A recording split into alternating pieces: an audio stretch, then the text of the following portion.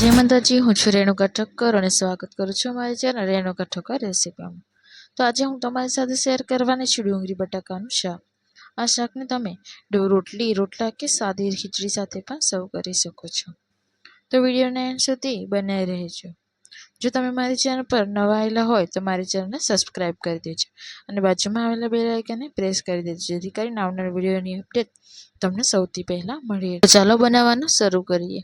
તો મેં અહીં ડુંગળી અને બટાકાની આ પ્રમાણેની છાલ કાઢી લીધેલી। તમે જોઈ શકો છો કે બટાકા અને ડુંગળી પરની આ રીતેની છાલ કાઢી લેવાની છે। હવે તેમાં એક પાણી લેવાનું છે બાઉલમાં અને તેમાં આપણે આ બટાકા અને ડુંગળીને આપણે તેમાં એડ કરી દેવાના છે, જેથી કરીને બટાકા આપણા તેમાં કાળા ના પડી જાય। તો બટાકા અને ડુંગળી આપણે તેમાં પાણીમાં ભૂર્યા પછી આપણે તેને કટિંગ કરી લેવાના છે। તો બટાકાને મેં ગાળી મીડિયમ એમાં કટિંગ કરી લઈશ। તમને જે પ્રમાણે ભાવે તે પ્રમાણે તમે કટિંગ કરી શકો છો।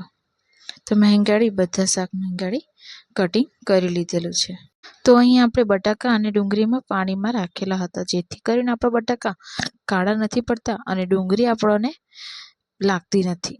જે તમને આંખમાં લાગે એ પ્રમાણે આપણે ડુંગળી પાણીમાં બોરી ગયેલી હોવાથી તે આપણને લાગતી નથી। તો શાક આપણું સરસ એવું કટિંગ થઈ ગયું છે। તો હવે આપણે તેને હાથથી મચડીને આપણે તેને ધોઈ લેવાના છે। હવે આપણે ગેસ ઉપર એક પેન મૂકી દેવાનું છે।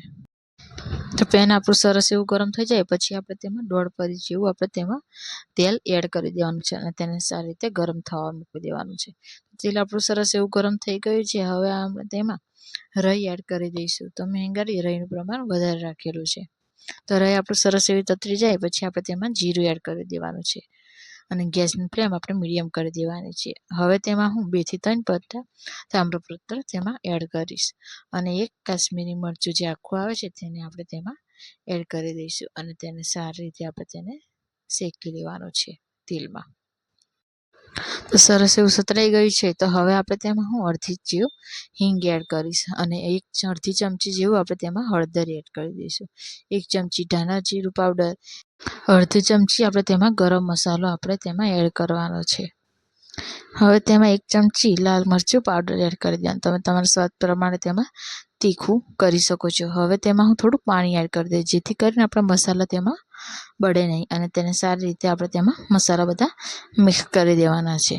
તો મસાલા આપણા સરસ એવા તેમાં શેકાઈ જાય પછી આપણે તેમાં 1 ચમચી આપણે તેમાં લાલ કાશ્મીરી મરચું આપણે તેમાં એડ કરવાનું છે અને તેને સારી રીતે આપણે તેને મિક્સ કરી લેવાનું છે।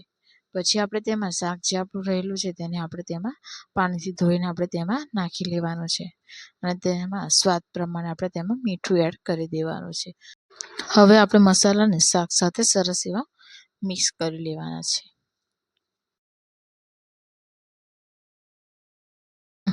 શાક સાથે આપણા મસાલા સરસ એવા ભળી ગયા છે। તો હવે આપણે તેમાં 2 ગ્લાસ જેવું આપણે તેમાં પાણી એડ કરી દેવાનું છે, જેથી આપણું શાક સરસ એવું ચડી જાય। તો હવે આપણે શાકને 5 થી 6 મિનિટ માટે આપણે તેને ઢાંકીને મૂકી દઈશું। તો 5-6 મિનિટ પછી આપણે તેને ચેક કરીએ તો શાક આપણું સરસ એવું થઈ ગયું છે અને તમે જોઈ શકો છો કે બટાકા આપણા સરસ એવા ચડી ગયા છે। હવે તેને ચમચાની મદદથી તમે ચેક કરો તો સરસ એવું કટિંગ થઈ ગયા છે।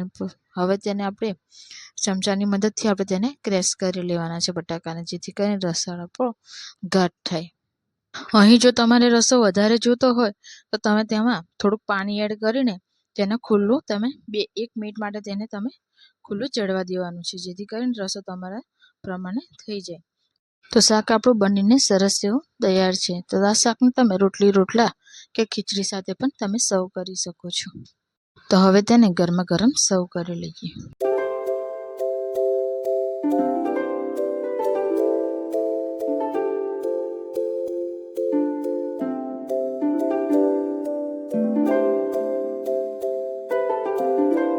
તો તમે ઘરે એકવાર જરૂરથી આ રીતે બનાવજો અને મને કોમેન્ટમાં જણાવજો કે તમને આ રેસીપી કેવી લાગી। જો તમે મારી ચેનલ પર નવા આવેલા હોય તો મારી ચેનલને સબસ્ક્રાઈબ કરી દેજો અને બાજુમાં આવેલા બેલ આઇકનને પ્રેસ કરી દેજો, જેથી કરીને આવનાર વિડીયોની અપડેટ તમને સૌથી પહેલાં મળતી રહે। જો તમને આ મારો વિડીયો ગમ્યો હોય તો મારા વિડીયોને એક લાઈક કરી દેજો। Thank you for watching. જય માતાજી।